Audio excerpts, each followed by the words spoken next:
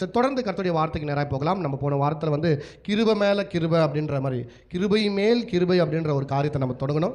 ஆதி ஆகமத்துலேருந்து நம்ம வந்தோம். ஆதி ஆகமத்தில் கர்த்தர் எப்படி ஆதாமுடைய வாழ்க்கையிலும் நோவா வாழ்க்கையிலும் அப்புறம் அந்த பாபேல் டவர் அந்த கோபுரம் அந்த இடத்துல இருந்து அப்புறம் அங்கெல்லாம் கடைசியாய் நமக்கு எப்படி ரட்சிப்பு வந்துச்சு, கர்த்தர் யாரை தெரிந்து கொண்டிருந்தார் முன்னாடி, இப்போ யாரை தெரிந்து கொண்டிருக்கிறார் என்ற அநேக காரியங்களை பார்த்தோம். இன்னும் ஆழமாய் இந்த சத்தியத்தை நம்ம பார்க்கலாமா? எடுத்து வாசிங்க. அதே யோவான் 1ஆம் அதிகாரம், யோவான் 1ஆம் அதிகாரம் 16ஆம் வசனத்தை நம்ம வாசிக்கலாமா? அவருடைய பரிபூரணத்தினால், இயேசு கிறிஸ்துவின் பரிபூரணத்தினால் நாம் எல்லாரும் கிருபையின் மேல் கிருபை என்ன பண்ணோம்? பெற்றோம். ஸோ இயேசு கிறிஸ்துவின் பரிபூர்ணத்தினால் தான் இன்னைக்கு நம்ம எல்லாரும் எப்படி பெற்றோமா? கிருபையின் மேலே கிருபையை பெற்றோம் என்று நம்ம பார்க்குறோம். ஸோ இந்த கிருபை புதிய ஏற்பாட்டில் மாத்திரமில்லை, பழைய ஏற்பாட்டிலும் இருக்குதுன்னு நான் சொல்லிட்டு உங்களுக்கு நான் ஆல்ரெடி என்ன பண்ண சொல்லியிருந்தேன். பழைய ஏற்பாட்டில் கிருபை இருந்தபடியால் தான் உலகத்தையே கர்த்தர் அழிக்கிறார், ஆனால் நோவாவை கர்த்தர் காப்பாற்றுகிறார். ஏன்னா நோவாவுக்கோ கர்த்தருடைய கண்களில் கிருபை கிடைத்தது என்று என்ன பண்ண நம்ம வேதத்தில் வாசிக்கிறோம். எல்லாருமே பாவம் செய்தாங்க, ஆனால் கர்த்தர் ஆபிரகாம் என்ற ஒரு மனுஷன் என்ன பண்ணாரு? தெரிந்து கொள்கிறார். ஏன்னா கர்த்தர் ஆபிரகாமுக்கு கிருபை பாராட்டினார் என்று நம்ம என்ன பண்ணுறோம் பார்த்தோம். அப்போ யாராலுக்கெல்லாம் கிருபை கிடைத்ததோ கர்த்தர் அவர்களை பிழைக்க செய்தார், கர்த்தர் அவர்களை வாழ செய்தார். இதுதான் நம்ம என்ன பண்ணுறோம் பார்த்துட்டு வந்தோம். ஆனால் நம்ம புதிய ஏற்பாட்டில் வந்த பட்சத்தில் கர்த்தர் மனிதனை மீட்கத்தக்கதான ரட்சிப்பை அல்லது அவனுடைய நற்கிரியை தக்கதான கிருபையை கர்த்தரால் கொடுக்க முடியல. புரியுதுங்களா உங்களுக்கு? ஸோ நோவா கொஞ்சம் நல்லவனாக இருந்தான், அதனால கர்த்தர் அவனுக்கு என்ன பண்ணாங்க? கிருபையை கொடுத்தார். ஆனால் இந்த காலகட்டத்தில் கர்த்தர் அவனுடைய நற்கிரியை பிரகாரம் அவன் நல்லவனாகிறானேன்றதுக்காக கர்த்தர் அவனை ரட்சிக்கணும் என்றால் கர்த்தர் ஒரு மனுஷனை ரட்சிக்க முடியாது. ஏன்னா ஒரு மனிதனும் நல்லவங்க இல்லைன்னு சொல்லிட்டு ரோமர் 3ஆம் அதிகாரத்தில் பவுல் என்ன பண்ணார்? ஒரு முடிவுக்குள்ள வர்றார். என்ன? All are sin and fallen short of God's glory. எல்லோரும் பாவம் செய்து தேவ மகிமையற்றவர்களான. ஆனால் கவனிங்க, இந்த இடத்துலையும் பாருங்க, எல்லாருக்கும் என்ற வார்த்தையை மென்ஷன் பண்றார். எப்படிங்க? அவருடைய பரிபூர்ணத்தினால் நாம் எல்லாரும் கிருபையின் மேல் கிருபை பெற்றோம். அப்போ இந்த இடத்துல எல்லாருமே கிருபை பெற்றோம். ஆனால் பவுல் சொல்றாரு அந்த இடத்துல எல்லாருமே பாவம் செய்து தெய்வ மகிமையாற்ற. அப்போ கடவுளுடைய கிருபை ஒரு மனிதனுக்கு வந்துச்சு நோவாவுக்கு, கடவுளுடைய கிருபை ஒரு மனிதனுக்கு வந்துச்சு ஆபிரகாமுக்கு, கடவுளுடைய கிருபை ஒரு மனிதனுக்கு வந்துச்சு தாவீதுக்கு. அப்போ பழைய ஏற்பாட்டில் ஒவ்வொரு இடத்துல ஒவ்வொரு மனிதனுக்கு தான் ஒவ்வொரு கிருபை என்ன பண்ணுச்சு? வந்துச்சு. கிருபை ஒருத்தருக்கு தான் வந்துச்சு. 100 பேரில் அந்த ஒருத்தருக்கு, 1000 பேரில் அந்த ஒருத்தருக்கு, அந்த யுகத்தில் அந்த காலகட்டத்தில் ஒரு மனிதனுக்கு அப்படின்றது தான் கிருபையை பற்றி பார்க்குறோம். ஆனால் இந்த கடைசி காலத்தில், இந்த கிருபையின் காலத்தில் எப்படியா வேதம் சொல்கிறது? இயேசுவின் பரிபூர்ணத்தினால எல்லோருக்குமே கிருபையின் மேலே கிருபையை நாம் பெற்றுக்கொண்டோம். அல்லேலூயா. இங்கிலீஷில் ரொம்ப அழகாக வருது, for and half is fullness we have all received and grace upon grace. அது எல்லாருமே பெற்றுக்கொண்டோமா? நம்ம எல்லாருமே பெற்றுக்கொண்டோம். என்னத்தை பெற்றுக்கொண்டோம்? கிருபையின் மேலே கிருபையை பெற்றுக்கொண்டோம். அல்லேலூயா. நான் நேற்று போன வாரமே சொன்னேன், இந்த கிருபை மேலே கிருபைனா அது ஒரு விதமான ஒரு லேயர், ஒரு அடுக்கு மாதிரி சொல்லிட்டு நான் என்ன பண்ண சொன்னேன். இந்த ரோடு போடுறத பாருங்கள், அல்லது வந்து இந்த ஃபவுண்டேஷனை போடும்போது பாருங்கள், அது கீழே ஒரு பேஸ்மெண்ட் போட்டு அதுக்கு மேலே ஒரு மெயினான ஸ்ட்ரக்சர் உண்டு பண்ணி அதுக்கு மேலே தாரை என்ன பண்ணுவாங்க? ஊற்றுவாங்க. அது காமனாக. அதுபோல் தேவனுடைய கிருபை நம்மளை எப்படி தாங்கி கொண்டு இருக்குன்னா, அடுக்கடுக்காய் கர்த்தர் நம்ம மேலே கிருபையை அடுக்கி வைத்திருக்கிறார். அவர் தயவு பாராட்டியிருக்கிறார். பழைய ஏற்பாட்டின் பிரகாரம் பழைய ஏற்பாட்டில் காண்பித்த கிருபை அல்ல இந்த கிருபை, மகா கிருபை. காரணம் என்னன்னா, பழைய ஏற்பாடு தேவனுடைய இரக்கத்தினால் வருகிறது, ஆனால் புதிய ஏற்பாடு இயேசு கிறிஸ்துவின் பரிபூர்ணத்தினால் வருகிறது. அல்லேலூயா.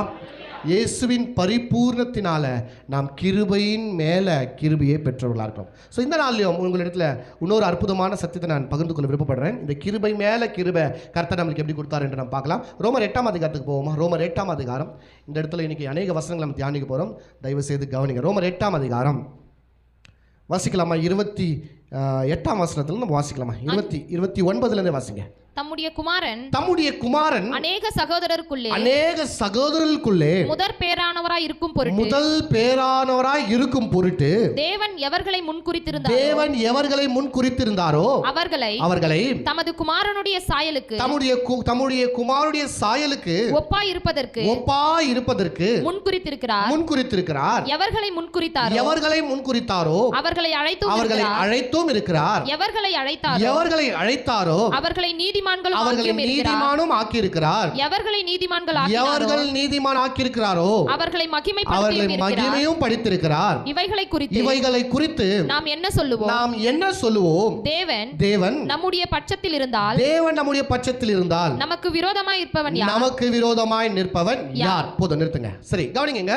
சோ இந்த இடத்துல தேவனுடைய அளவற்ற கிருபை, the abundant grace of God, அல்லது தேவனுடைய பரிபூர்ணமான கிருபை, ஒரு மனுஷனை கர்த்தர் அவருடைய கிருபை எவ்வளவு மேன்மை பாராட்டுறது, எவ்வளவு அதிகமாய் கொடுக்குதுன்னு சொல்லிட்டு நம்ம பார்க்குறோம். நான் மறுபடியும் சொல்றேங்க, கிருபை எந்த அடிப்படையில் வருது என்றால் கிரியையின் அடிப்படையின் வருதல்ல, தகுதியின் அடிப்படையில் வருறதில்ல, அந்தஸ்தின் அடிப்படையில் வருறதில்ல.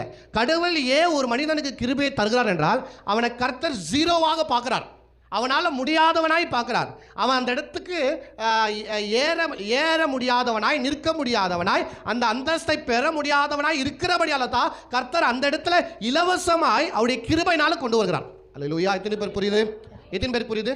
இப்போ உங்களுக்கு சிம்பிளான உங்களுக்கு சொல்கிறேன் பாருங்க. பழைய ஏற்பாட்டில் ஒரு மனுஷன் ஊழியக்காரன் ஆக வேண்டும் என்றால், கடவுளுக்கு ஊழியம் செய்ய வேண்டும் என்றால், அவர் மகா பரிசுத்த ஸ்தலத்துக்கே வர வேண்டும் என்றால் அவன் பிறப்பு அடிப்படையில் தீர்மானிக்கப்படுது. ஃபஸ்ட்டு அவன் லேவி கோத்திரத்தில் பிறந்திருக்கணும். லேவி கோத்திரத்தில் பிறந்திருந்தால் மாத்திரம்தான் அவனால் என்ன பண்ண முடியும்? ஊழியம் செய்ய முடியும். 12 கோத்திரம் இருக்குது. 12 கோத்திரத்தில் ஏதோ வேற கோத்திரத்தில் பிறந்தவன், ஒரு யூதா கோத்திரத்திலையோ ஒரு பென்னிமின் கோத்திரத்தில் இருக்கிறவன் ஊழியம் பண்ண விருப்பப்பட்டாலும் ஊழியம் பண்ண முடியாது. ஏன்னா அவன் ஊழியம் பண்ணனா எந்த கோத்திரத்தில் பிறக்கணும்? லேவி கோத்திரத்திலாம் பிறக்கணும். அப்போ தான் அவன் சபைக்குள்ளே போய் அங்கே ஒரு க்ளீன் பண்ணுற வேலை பண்ணாலும், ஒரு வாட்ச்மேன் வேலை பண்ணாலும் அவன் கண்டிப்பாக லேவியாக இருந்தால் மாத்திரம்தான் அதை பண்ண அவனுக்கு தகுதியாக இருக்கும் என்று நம்ம பழைய ஏற்பாட்டில் பார்க்குறோம். அது மாத்திரம் இல்லாமல் ஒரு பரிசுத்த ஸ்தலத்துக்கும் மகா பரிசுத்த ஸ்தலத்துக்கும் இருக்கிற ஒரு பிரதான ஆசாரியனாக இருக்க வேண்டும் என்றால், இந்த இடத்துல ஊழியம் பண்ண வேண்டும் என்றால் ஒரு பிரதான ஆசாரி ஆகணும். பிரதான ஆசாரி ஆக வேண்டும் என்றாலும் நீங்கள் லேவி கோத்திரத்தில் மாத்திரம் பிறக்கிறது முக்கியம் அல்ல, ஆரோனுடைய பிள்ளையாக இருக்கணும். ஆரோனுடைய வம்சத்தில் நீங்கள் இருந்தால் மாத்திரம்தான், லேவி மாத்திரமல்ல, லேவியில் நெக்ஸ்ட் இன்னும் டீப்பாக ஆரோனுடைய வம்சத்தில் பிறந்திருக்கணும். அப்போ தான் நீங்கள் பிரதான ஆசாரியராய் ஆக முடியும். ஸோ வேதத்தை நீங்கள் எடுக்கணுமா இன்றைக்கி கையில்? இன்றைக்கி ஈஸியாக எடுக்கணும். அன்றைக்கி அது யார் எடுக்கணும்னு கேட்டால் வெறியோ ஸ்கிரைப்ஸ், வேத பண்டிதர்கள் மாத்திரம் தான் பைபிள் என்ன பண்ண முடியும்? எடுக்க முடியும். அது ஒரு சட்டமாக இருந்துச்சு. இந்த எஸ்ராலாம் இருந்தாங்களே அந்த மாதிரி ஆட்கள். ஸோ எல்லாத்துக்குமே தனித்தனியாக பிரித்து வச்சுருந்தாங்க. அந்த கேட்டகரியில் இருக்கிற ஆட்கள் மட்டும் அதை செய்ய முடியும். ஸோ இன்றைக்கி நான் கேட்குறேன், இங்கே இருக்கிற எல்லாத்தையும், இங்கே இருக்க எவ்வளோ பேர் இருக்கிறீங்க, இதில் யார் வேணாலும் ஊழியம் பண்ணலாமான்னு கேட்டால் கண்டிப்பாக யார் வேணாலும் ஊழியம் பண்ணலாம். அதுக்கான ட்ரைனிங் எடுத்து அதுக்கான அழைப்பு உங்களுக்கு இருப்போம் என்றால் அதுக்கான நீங்கள் எபிலிட்டி உருவாக்கி கொண்டு நீங்கள் இந்த ஸ்டேஜ்லேயே பிரசங்கம் கண்டிப்பாக பண்ணலாம். இங்கே இவங்க தான் ஏறணும், இவங்க தான் ஏறக்கூடாதுன்னு இல்லை. ஆற்றல் உங்களுக்குள்ள வரும்போது அதுக்கான திறமையை கர்த்தர் உங்களுக்கு தருவார் என்றால், அதை நீங்கள் வளர்த்துக்கொள்வீர்கள் என்றால் யார் வேணாலும் பண்ணலாம். காரணம் என்ன? இன்னைக்கு எல்லாருமே அழைக்கப்பட்டவர்கள் தான். அல்லேலூயா, அல்லேலூயா. அப்போ இந்த மாறுதல் எப்படி வந்துச்சு நல்லா யோசிச்சு பாருங்க. பழைய ஏற்பாட்டில் எந்த வேலையை நம்ம ஊழியத்துக்கு சம்பந்தப்பட்ட எந்த வேலையும் செய்ய முடியாது. கையில் பைபிள் எடுத்துக்கொள்ள முடியாது. இந்த மாதிரி சபைக்குள்ள உட்கார முடியாது. இந்த மாதிரி ஸ்டேஜ் ஏற முடியாது. இந்த மாதிரி பாடல் பாட முடியாது. அப்படியாப்பட்ட ஒரு கண்டிஷன், அப்படியாப்பட்ட ஒரு ஸ்ட்ராங்கான லா இருந்துச்சு. ஆனால் இன்னைக்கு தேவனுடைய கிருபை எல்லாருக்குமே அந்த வாய்ப்பை கர்த்தர் கொடுத்துருக்கார். யார் வேணாலும் ஊழியம் பண்ணலாம், யார் வேணாலும் பாட்டு பாடலாம், யார் வேணாலும் பிரசங்கம் பண்ணலாம். காரணம் என்னன்னா, கர்த்தர் அவருடைய கிருபையினால எல்லாரையும் தெரிந்து கொண்டிருக்கிறார், எல்லாரையும் அழைத்திருக்கிறார். அல்லேலூயா, அல்லேலூயா. அப்போ புரியுதுங்களா? கிருபைனா உங்களுக்கு புரியுதானே? அப்போ பழைய ஏற்பாட்டில் நான் நினைத்தாலும், நான் ஆசைப்பட்டாலும், எனக்கு அப்படியாப்பட்ட டேலண்ட் இருந்தாலும், அப்படியாப்பட்ட வாய்ஸ் இருந்தாலும், சூப்பரான பாடகங்க, ஆனால் நீங்கள் இங்கே சபைக்குள்ளே நின்று பாட முடியாது. பழைய ஏற்பாடில் நான் ரொம்ப உண்மையான உத்தமம், பரிசுத்த, நீதி எல்லாம் பண்ணுறாள். அப்படி இருந்தாலும் நீங்கள் வர முடியாத காரணம் என்ன? லேவி கோத்திரத்தில் நீங்கள் பிறக்கலை, உங்களுக்கு தகுதி இல்லவே இல்லை. ஆனால் இன்றைக்கு அவருடைய கிருபை பாருங்கள் எவ்வளோ பெரியது. அவருடைய கிருபையினால் கர்த்தர் எல்லாரையும் அவர் தெரிந்து கொண்டிருக்கார், எல்லாரையும் அவர் அழைத்திருக்கிறார். அல்லேலூயா. ஸோ எந்த நிலையில் இருந்த பெற முடியாத ஒன்றை கர்த்தர் நம்மளுக்கு கொடுக்குறார். பார்த்தியா? அது எந்த அடிப்படையில் கொடுக்குறார்? கிரியின் அடிப்படையில் அல்ல, அது கிருபையின் அடிப்படையில் தான் அவர் தருகிறார். அல்லேலூயா. எல்லாம் சொல்லுங்க, கிரியின் அடிப்படையில் அல்ல, கிருபையினால. ஸோ கிருபையினால தான் நீங்கள் இன்னைக்கு ரட்சிக்கப்பட்டிருக்கீங்க. கிருபையினால தான் கர்த்தர் உங்களை தெரிந்து கொண்டார். கிருபையினால தான் இன்னைக்கு நீங்கள் சபைக்குள்ளே உட்கார்ந்து இருக்கிறீங்க. கிருபையினால தான் உங்கள் கையில் பைபிளை வைத்து கொண்டிருக்கிறீங்க. கிருபையினால தான் நீங்கள் ஜெபித்தால் உங்கள் ஜெபம் கேட்கப்படுது. எந்த கிருபை? இயேசு கிறிஸ்துவின் பரிபூர்ணத்தினால உண்டான கிருபை. சொல்லுங்க, இயேசு கிறிஸ்துவின் பரிபூர்ணத்தால் உண்டான கிருபை. அல்லேலூயா. சத்தமா சொல்லுங்க அல்லேலூயா. அப்ப கவனிங்க, இப்ப வாசிங்க, உங்களுக்கு புரியும் பாருங்க. வாசிங்க தொடர்ந்து 29 29 வாசிங்க. தம்முடைய குமாரன் அநேக சகோதரருக்குள்ளே. யாரு தம்முடைய குமாரன்? யாருங்க? பிதாவுடைய குமாரன் யாரு? இயேசு கிறிஸ்து. இப்போ இந்த கிருபையை விவரிக்கிறார். அந்த கிருபைக்குள்ள நம்ம வந்தோம் பாத்தீங்களா? நான் மறுபடியும் சொல்லுகிறேன், இன்னைக்கு நீங்களும் நானும் ரட்சிக்கப்படுறதுக்கு தகுதி இல்லாத ஆட்களா இருந்தோம். நம்மள பழைய ஏற்பாடுல சேர்த்துக்க மாட்டாங்க. ஒரு யூத கோத்திரத்தில் நம்ம என்ன பண்ணாங்க?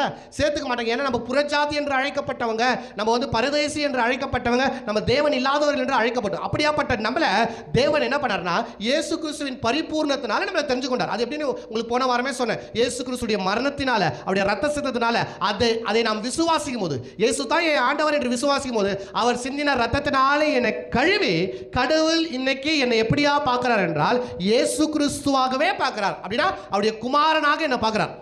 பிதா என்ன பார்க்கும்போது எப்படி பார்க்கிறாரு? அவருடைய சொந்த குமாரன் போல என்ன பண்றாரு? பார்க்கிறார். ஏன்னா அவருடைய ரத்தத்தினால் நான் கழுவப்பட்டு கொண்டிருக்கேன். அவருடைய நீதியை நான் என்ன பண்றேன்? தரித்து கொண்டிருக்கிறேன்.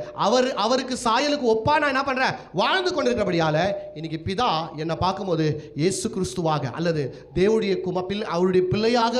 அவருடைய பிள்ளையாகவே பார்க்கிறார். அதை தான் இந்த இடத்துல சொல்றாரு. அவர் தம்முடைய குமாரன் அநேக சகோதரருக்குள்ளே முதற் பேரானவராய் இருக்கும் பொருட்டு. இதுதான் நான் சொல்றேன், பல வருஷமா நான் சொல்லிக் கொண்டிருக்கிறேன். இயேசு கிறிஸ்து நமக்கு யாருன்னு கேட்டா மூத்த சகோதரன். இந்த இடத்துல நான் சொல்ல பைபிள் ரொம்ப தெளிவா சொல்கிறது, அவர் தமது சகோதரருக்குள்ளே முதல் பேரானவராய் இருக்கும் பொருட்டு. அப்ப இயேசு கிறிஸ்து நமக்கு யாரு? இயேசு கிறிஸ்து நமக்கு யாரு? அண்ணா. நான் ஏசப்பான்னு கூப்பிடுறது தப்பு நான் சொல்ல வரல. ஏசப்பான்னு கூப்பிடுங்க, தவறு ஒன்றும் இல்லை. ஆனால் பைபிள் அந்த வார்த்தை இருக்குதா அப்படின்னு நீங்கள் போய் தேடி பாருங்களேன். பைபிளை படிக்கிறதே கஷ்டம், அப்புறம் எங்கே தேடுறதுங்களா? பைபிளை நீங்கள் தேடி பார்ப்பீர்கள் என்றால் நீங்கள் ஒரு இடத்துல கூட ஏசப்பான்ற அந்த வார்த்தையை பார்க்க முடியாது. அஃப்கோர்ஸ் இயேசு கிறிஸ்துவை நீங்கள் அப்பான்னு கூப்பிடலாம், தவறு ஒன்றும் இல்லை. அவர் தாயுமாகவும் இருக்கிறாரு, தகப்பனமாக இருக்கிறாரு, சகோதரனாக இருக்கிறார். ஆனால் பைபிள் டாக்டரின் வசனம் என்ன கற்றுத்தருது என்றால் இயேசு கிறிஸ்து நமக்கு ஒரு மூத்த சகோதரரா. என்னவா அவர் நமக்கு ஒரு மூத்த சகோதரா. அதுதான் வேதம் சொல்கிறது. அவர் தமது சகோதரருக்குள்ளே அவர் எப்படியா இருக்கிறாரா? முதல் பேரானவராக இருக்கிறார். தேவன் எவர்களை முன்குறித்தாரோ, தேவன் பாருங்க, இப்ப சொல்றாரு பாருங்க, தேவன் எவர்களை முன்குறித்தாரோ அவர்களை தமது குமாரனுடைய சாயலுக்கு ஒப்பாய் இருப்பதற்கு முன்குறித்திருக்கிறார். போதும் பாருங்க, தேவன் எவர்களை முன்குறித்திருக்கிறாரோ. யாரை தேவன் முன்குறித்திருக்கிறாரு? நம்மள முன்குறித்திருக்கிறார். ஆமாவா இல்லையாங்க? இன்னைக்கு நீங்களும் நானும் ப்ரீடெஸ்டினேட்டட் பீப்பிள். நம்மள தேவன் உலக தோற்றத்துக்கு முன்பாகவே கிறிஸ்து இயேசுக்குள்ள அவர் என்ன பண்ணிருக்கார்? நம்மள முன்குறித்திருக்கிறார். அல்லேலூயா. தேவன் எவர்களை எதற்காக முன்குறிக்கிறார்? என்ன பண்றாருன்னா இங்க சொல்றாரு, தேவர் எவர்களை முன்குறித்தாரோ அவர்களை தமது குமாரனுடைய சாயலுக்கு ஒப்பாய் இருப்பதற்கு முன்குறித்திருக்கிறார். கடவுள் நம்மளை ஏன் முன்குறித்திருக்கார் என்றால் அவருடைய குமாரனாக இயேசு கிறிஸ்து இருக்கார் பாத்தீங்களா, அவருடைய சாயலுக்கு ஒப்பாய் இருக்கும்படி நம்மளை முன்குறித்திருக்கார். நான் சொல்கிறேன், இன்னைக்கு உலகத்தில் இருக்கிற எல்லாருக்கும் தேவையான ரட்சிப்பை தேவன் ஆல்ரெடி அவர் ஆயத்தம் பண்ணியிருக்கிறாரா? பண்ணலையா? பண்ணியிருக்கிறார். அதுதான் நம்ம வாசிச்சோம். வாசிக்க பார்க்கலாம் மறுபடியும். தீர்த்து 2ஆம் அதிகாரம் 11ஆம் வசனம் பாருங்களேன். ஏனெனில் பாருங்க, ஏனெனில் எல்லா மனுஷனுக்கும் ரட்சிப்பு அளிக்கத்தக்க தேவ கிருபை ஆனது பிரசன்னமாகி பிரசனம் ஆயிடுச்சு. இப்போ கவனிங்க, என்ன சொல்ல வர்றாருன்னா, உலகத்தில் இருக்கிற எல்லா மனிதனுக்கு தேவையான ரட்சிப்பு தேவனுடைய கிருபையினால அது என்ன ஆயிருக்கா? பிரசனம் ஆயிருக்கா. அப்படியா இயேசு கிறிஸ்து மூலியமா இந்த ரட்சிப்பு கிருபையினால வெளிப்பட்டிருக்கு. இப்போ இந்த கிருபையை நீங்கள் விசுவாசிக்கும் போது, இந்த கிருபையை நீங்கள் நம்பும் போது ரட்சிக்கப்படுறீங்க. அவ்வளோதான். இப்போ நீங்களும் நானும் ரட்சிக்கப்படுறதுக்கு காரணம் என்ன? கடவுள் உங்க கூட யாரு கேட்டா நைட்டில் பேசினாரா? அன்னைக்கு எப்படி மரியாள் கிட்டே யோசப் கிட்ட பேசினாரு தேவதூதர் மூலியமா, பிரியமான மகளே உன்னை கர்த்தர் ரட்சிக்கிறார், நீ நம்பிடு கடவுள். யாருன்னா சொல்லியிருக்கிறாரா? யாருக்கு என்ன பேசுகிறாரா? யாருக்கிட்ட பேசுறதில்ல. அப்ப நம்ம எப்படி ரட்சிக்கப்பட்டோம்? நம்ம இயேசு கிறிஸ்துவ விசுவாசம், இயேசுவே ஆண்டவர் என்று நம்பணும். அந்த நம்பணும் பாத்தீங்களா, அந்த விசுவாசம் நம்மளை ரட்சித்தது. அது போதுமானது. ரட்சிப்புக்கு இயேசு என்னுடைய பாவங்களுக்காக மரித்தார், அடக்கம் பண்ணப்பட்டார், 3ஆம் நாள் உயிரோடு கூட எழும்பினார் என்று நான் விசுவாசிக்கிறேன். பார்த்தீங்களா, அந்த விசுவாசம் என்னுடைய ரட்சிப்புக்கு போதுமானது. அப்போ கடவுள் நம்மளெல்லாமே முன் குறித்திருக்கிறார். ஆமாவா இல்லையாங்க? முன் குறித்ததுனால தான் நம்ம அவரை ஏற்றுக்கொண்டோம், அவரை விசுவாசித்தோம், அவரை நம்பினோம், அவருக்காக நம்ம வாழ்ந்து கொண்டிருக்கிறோம். இங்க பவுல் அதை தான் சொல்றாரு, எல்லா சகோதரர்களுக்குள்ள கிறிஸ்து எப்படியாப்பட்டவரா? முதல் பேரானவர். எவர்கள் அழைக்கப்பட்டார்களோ அவர்கள் தம்முடைய குமாரனுடைய சாயலுக்கு ஒப்பா இருக்கும்படி அவர் என்ன பண்ணாரா? முன்குறித்திருக்கிறார். எவர்களை முன்குறித்தாரோ அவர் குமாரன் சாயலுக்கு ஒப்பா இருக்கும்படி முன்குறித்தார். அப்போ இன்னைக்கு உங்களையும் என்னையும் அந்த கிருபை எப்படியாப்படுது பாருங்க. நம்மள என்ன பழைய ஏற்பாட்டுடைய நிலை என்றால், நம்ம இதெல்லாம் யார் என்றால் துன்மார்க்கர்கள், நம்ம பாவிகள், நம்ம அந்நியர்கள், நம்ம சத்துருகள், நம் தேவனை அறியாதவர்கள், தேவனை பற்றி தெரியாதவங்க, இப்படியாப்பட்ட ஒரு பேர் கொண்டவர்களாய் நிலை கொண்டவர்களாய் இருந்த நம்மள இன்னைக்கு கர்த்தர் என்ன பண்ணார் என்றால் குமாரனுடைய சாயலுக்கு ஒப்பாய் மாற்றுகிறார். யார? எல்லாரையும். எவ்வளோ பெரிய கிருபை பாருங்க, எவ்வளோ பெரிய கிருபை பாருங்க. இது நம்மளுக்கு உணராத வரைக்கும் நம்மளால் புரிந்து கொள்ளவே முடியாத ஒரு காரியம். ஒரு ரோட்டில் போகிற ஒரு பிச்சைக்கார, ஒரு அந்த வழியாக போன ஒரு மிகப்பெரிய ராஜா, ஒரு பெரிய பணக்கார, அந்த ரோட்டில் போகிற பிச்சைக்காரனுடைய அந்த வேதனையை பார்த்து, அந்த சின்ன பையனுடைய வேதனையை பார்த்து, இதுக்கப்புறம் நீ பிச்சை எடுக்க அவசியம் இல்லை, நாளிலேருந்து நீ ஏன் புள்ள அப்படின்னு சொல்லிட்டு ஒரே நாளில் இந்த பிச்சைக்காரனாய் இருக்கிற இந்த ஒரு பையன் ராஜாவுடைய பையனாய் ஒரு மாற்றம் வரும் என்றால் அவனுடைய மனப்பான்மை, அவனுடைய நிலை கொஞ்சம் புரிஞ்சுக்கோங்க. நான் ஒன்று மாத்திரம் சொல்கிறேங்க, உங்களுக்கு எப்படி ஏதோ தெரில, ஆனால் எனக்கு ரொம்ப சந்தோஷமாகுது. ஏன்னா எந்த நிலை பாருங்கள், பிச்சைக்காரன்ற ஒரு நிலையிலேருந்து இப்போ ராஜா சொல்கிறாரு, என் பிள்ளைங்க போலவே நீயும், என் பிள்ளைங்க போலவும் நீயும், என் பிள்ளைங்க உக்காந்து சாப்பிட்றதுல நீ உக்காந்து சாப்பிடு, என் பிள்ளைங்க போடுற ட்ரெஸ்ஸை நீங்கள் போடுங்க. இது தாங்க பவுல் சொல்கிறாரு, தன்னுடைய குமாரனுடைய சாயலுக்கு ஒப்பாய் நம்மை மாற்றும்படி அவர் நம்மை முன் குறித்திருக்கிறார். அல்லேலூயா! எவ்வளோ அருமையான சத்தியம் பாருங்கள். தன் குமாரனுடைய சாயலுக்கு ஒப்பாய் மாற்றும்படி நம்மளை என்ன பண்ணியிருக்காரு அப்படின்னா, அவங்க பையனை போலவே நம்மளை மாற்றுறதுக்காக தான் கர்த்தர் நம்மை தெரிந்து கொண்டிருக்கிறார், கர்த்தர் நம்மை அழைத்திருக்கிறார். இப்போ பாருங்க, வெறும் தெரிஞ்சு கொண்டு குமாரனுடைய சாயலுக்கு ஒப்பாக்குறது, அது எப்படி ஆக்குறது? குமாரனுடைய சாயலுக்கு ஒப்பான எப்படி ஆக்குறது? ஒரு பிச்சைக்காரனை எப்படி ராயலா கொண்டு போய் வைக்கிறது? அது படிப்படியா சொல்றாரு பாருங்க. நெக்ஸ்ட் வாசிங்க அப்படியே. எவர்களை முன்குறித்தாரோ அவர்களை அழைத்தும் இருக்கிறார். கர்த்தர் யாரை பிளான் பண்ணிட்டார்? எவர்களை முன்குறித்தாரோ அவர்களை கர்த்தர் அழைத்தாராம். அப்ப அழைக்கும் போது நம்ம என்ன பண்ணோம்? போயிடணும். அழைச்சானோ வாப்பா அப்படின்னு கூப்பிட்டா என்ன பண்ணோம்? போயிடணும். ஏன்னா நம்ம முன் குறித்தப்பட்டபடியால தான் கர்த்தர் நம்மளுக்கு அழைப்பை தருகிறார். சுவிசேஷம் என்னங்க? ஒரு அழைப்பு. ஏன் சுவிசேஷம் சொல்றான்? நம்ம போயிட்டு இயேசு உங்களை நேசிக்கிறார், நீங்கள் வாங்க இயேசு இடத்துல நீ கூப்பிடுறா, கர்த்தர் அவங்கள முன் குறித்திருக்கிறார், அதனால தான் நம்ம அழைக்கிறோம் போயிட்டு. ஆமாவா இல்லையாங்க? ஸோ கர்த்தர் நம்மளை முதலாவது முன் குறித்தார், ரெண்டாவது நம்மளை என்ன பண்ணார்? அவரு அழைத்தார். அப்ப அவர் அழைப்பை கேட்டவரை நம்ம என்ன பண்ணிட்டோம்? போயிட்டோம். எவர்களை அவர் அழைத்தாரோ அவர்களை நீதிமானும் ஆக்கியிருக்கிறார். நான் மறுபடியும் சொல்கிறேன் பாருங்க, இந்த பிச்சைக்காரன் ராஜாவுடைய பிள்ளையா ஆன உதாரணம் நீங்கள் மறக்கக்கூடாது.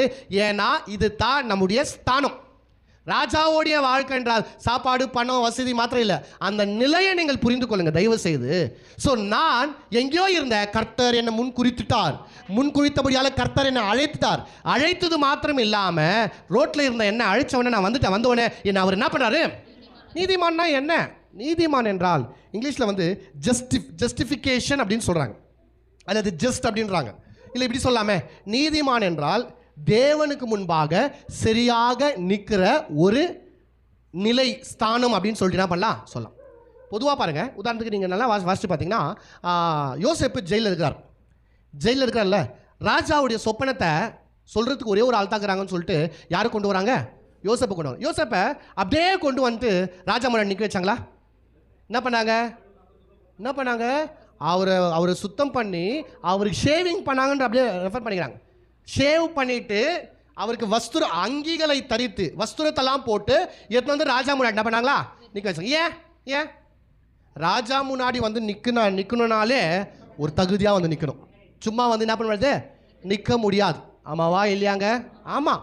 அப்போ அதுபோல் ராஜாவுக்கு முன்னாடியே வந்து நிற்கணும் என்றால் ஒரு தகுதி தேவை என்றால், தேவனுக்கு முன்னாடி வந்து நிற்கணும் என்றால் தகுதி தேவையா இல்லையா? தேவை. அந்த தகுதியை நீங்கள் ஏதோ பெறணும்னு இல்லை, நீங்கள் செய்யணும்னு இல்லை, கடவுளே உங்களை தகுதி ஆக்குறார். அந்த தகுதிக்கு பேர் தான் நீதிமான். அல்லேலூயா. ஸோ எவர்களை அழைத்தாரோ அவர்களை தேவன் என்ன பண்ணியிருக்காரா, எவர்களை முன்குறித்தாரோ அவர்களை அழைத்தும் இருக்கிறார். எவர்களை அழைத்தாரோ அவர்களை நீதிமானா என்ன, கடவுளுக்கு முன்பாக வைக்கிற ஒரு ஸ்தானம். ராஜா அந்த பிச்சைக்காரச்சே அழைச்சார், வந்துட்டாங்க. வந்த உடனே அப்படியே வீட்டுக்குள்ள கொண்டு போக மாட்டாங்க. அந்த பெண்ணை சுத்தமாக்கி, அந்த ஆணை சுத்தமாக்கி, கழுவி, சீர்படுத்தி, சரிப்படுத்தி, நல்ல துணியை போட்டு, அவங்களுக்கு ஈக்குவலாக ராஜாவுடைய பிள்ளைங்க எப்படியாப்பட்ட நிலை இருக்கிறாங்களோ அதே போல், இன்னும் சொல்லப்போனால் அவங்க ட்ரெஸ்ஸே கொடுத்துருப்பாங்க. இந்த குழந்தை ட்ரெஸ் என்ன சைஸோ அந்த மாதிரி வீட்டில் யாருன்னா ஒரு பிள்ளை இருந்தால் என்ன பண்ணியிருப்பான், அந்த ட்ரெஸ்ஸை தூக்கி தான் என்ன பண்ணுவாங்க, ராஜாவுடைய பிள்ளைகளுடைய வஸ்திரத்தை எடுத்து அந்த பிள்ளைகளுக்கு கொடுத்துருப்பார். அதே போல தான் இயேசு கிறிஸ்துவுடைய நீதியின் வஸ்திரத்தை எடுத்து கர்த்தர் நம்மளுக்கு கொடுத்தபடியால் தான் இன்னைக்கு எவர்களை அழைத்தாரோ அவர்களை கர்த்தர் நீதிமான் ஆக்கினார். எந்த நீதி ஆக்கினார்? இயேசு கிறிஸ்துவின் நீதியை நமக்கு தந்தார். இயேசு கிறிஸ்து நீதியை நமக்கு தரிக்க செய்தார். இன்னைக்கு நம்ம நீதிமானாய் நம்ம நிற்கிறோம் என்றால் அதுக்கு காரணம் என்ன? இயேசு கிறிஸ்துவின் பரிபூர்ணத்தினால நான் தேவனுக்கு முன்பாக நீதிமானாக நிற்கிறேன். அது வந்து ஒரு விதமான கோட்டு போல பாருங்க, அல்லது ஒரு அங்கியை போல, என்னுடைய உச்சிலேருந்து உள்ளாங்கால இருக்க ஒரு அங்கி போல அணிஞ்சிருக்கிறார். இப்போ நம்ம என்ன பண்ணோம்னா, அவர் கொடுத்த அந்த அங்கியை அதைத்தான் கடவுளுக்கு முன்னாடி நான் காமிக்கணும். அம்மாவா இல்லையாங்க? அம்மாவா இல்லையா?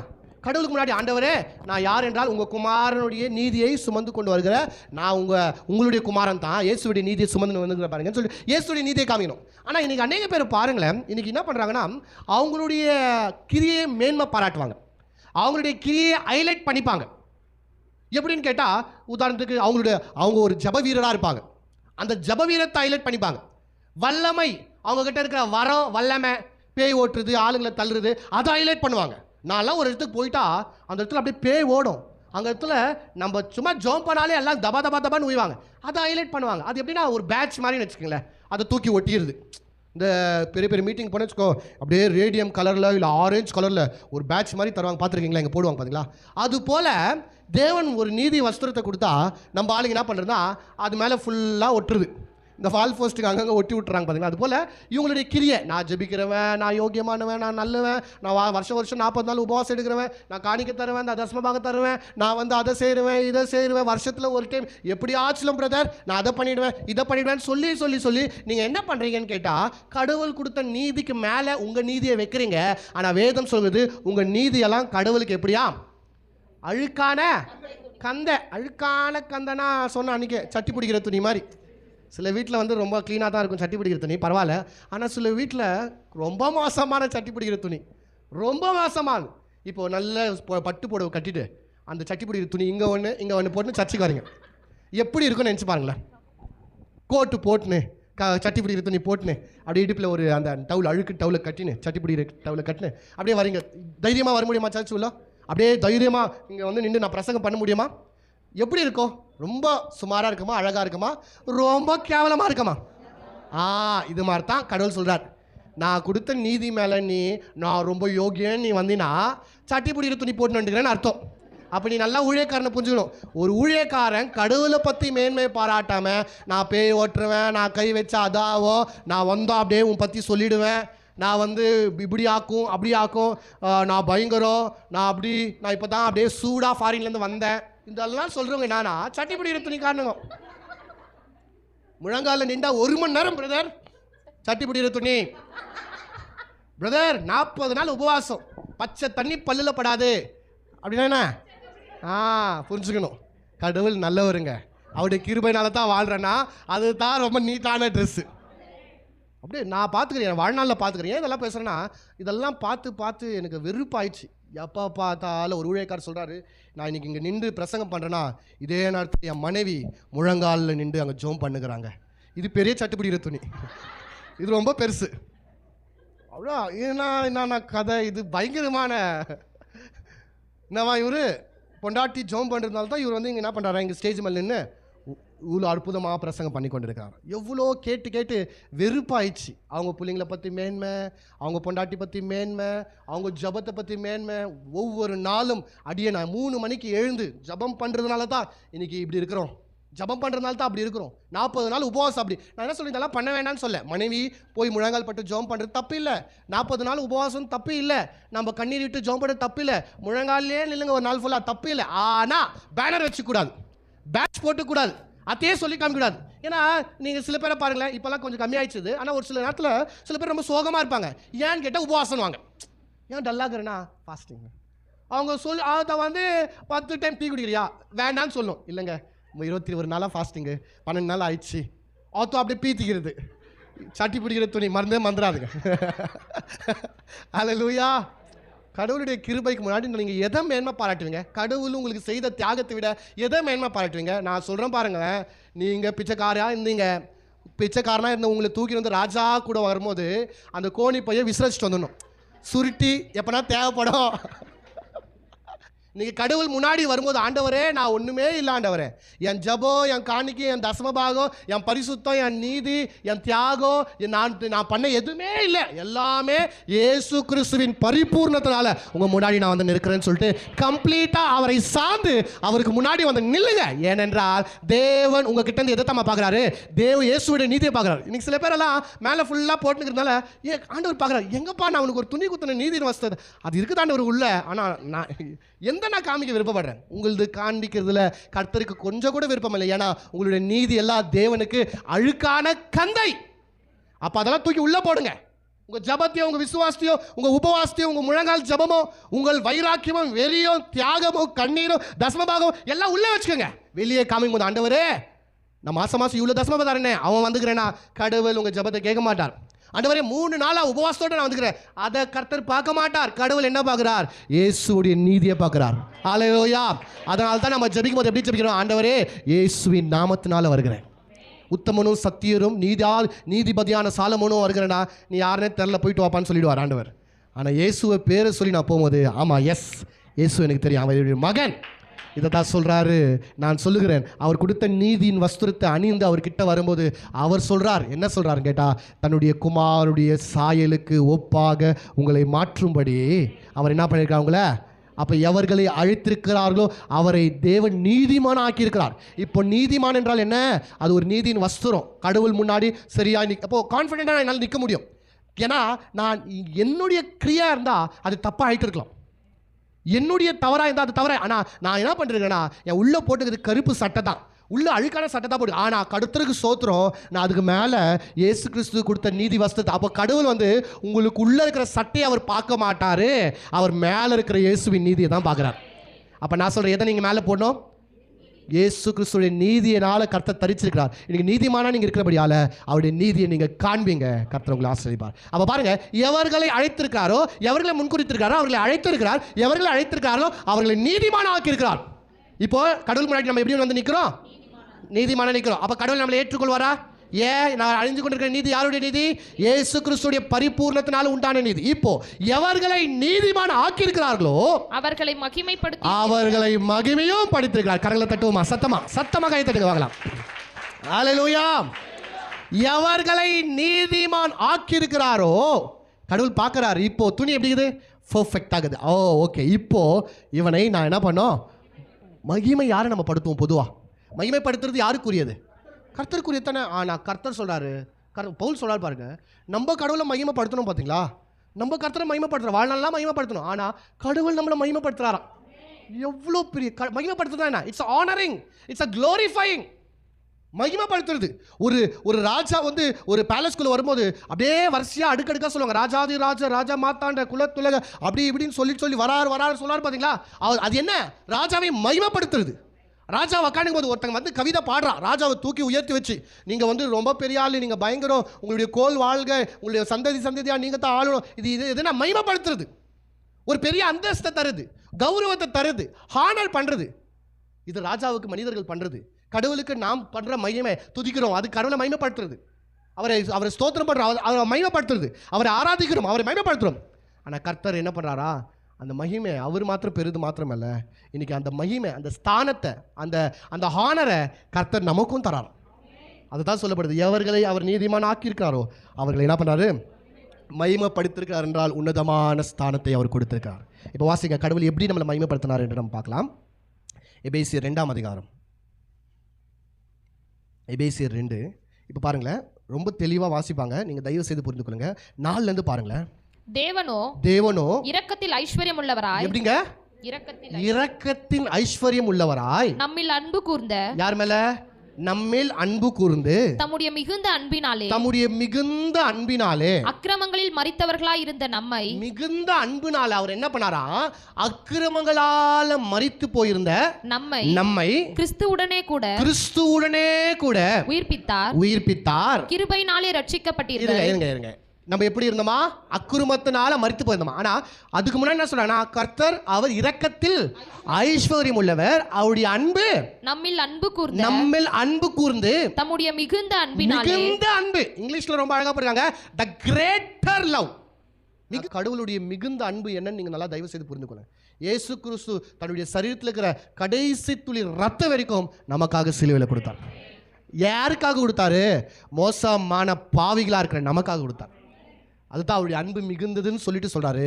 அக்கிரமத்தினாலும் பாவத்தினாலும் மரித்தவர்களாக இருந்த நம்மை கிறிஸ்துவோடு கூட உயிர்ப்பித்தார். இப்ப பாருங்க, அப்ப என்னது, நான் பாவி, என் மேல பயங்கரமான அன்பை வச்சு அவர் எனக்காக என்ன பண்ணாரா, மரித்து போயிருந்த என்ன அவர் என்ன பண்ணார், அவருக்குள்ள இருந்து என்ன உயிர்ப்பித்தார். அக்கிரமத்தினால பாவத்தால மரித்திருந்த என்னை என்ன பண்ணார், அவரு உயிர்ப்பித்தார். உயிர்ப்பித்தது மாத்திரம் இல்லை, நெக்ஸ்ட் என்ன, கிருபையினாலே ரட்சித்தார்.